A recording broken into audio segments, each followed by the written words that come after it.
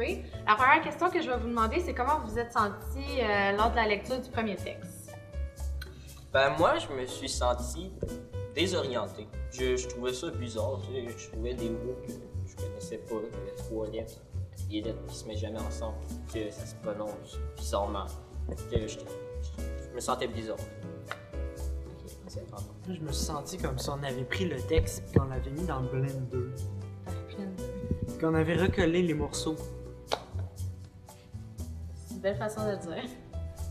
Ben, moi, j'étais pas mal mélangée parce que les mots étaient tous séparés.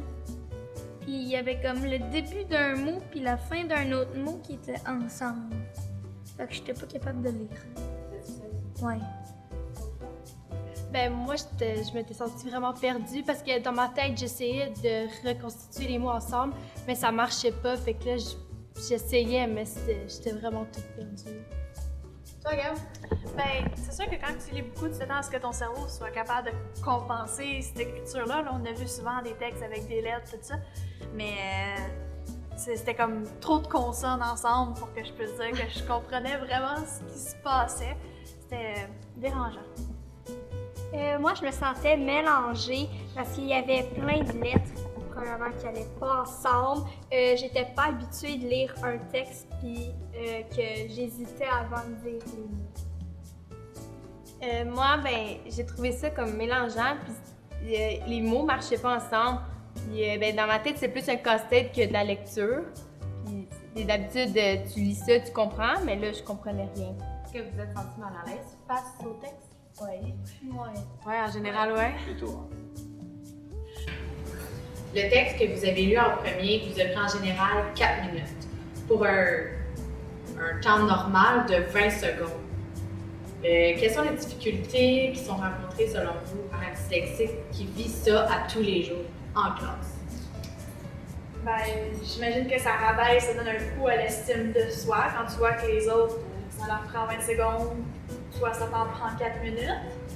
Puis ben, méchant coup sur l'estime comparé aux autres. C'est dans une société où on se compare aux autres, les notes, c'est une comparaison entre les autres.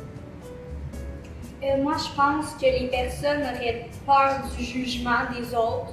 Ils voudraient plus parler en classe parce que souvent, il y aurait des commentaires qui sortiraient un peu désobligeants. Ça serait désobligeant.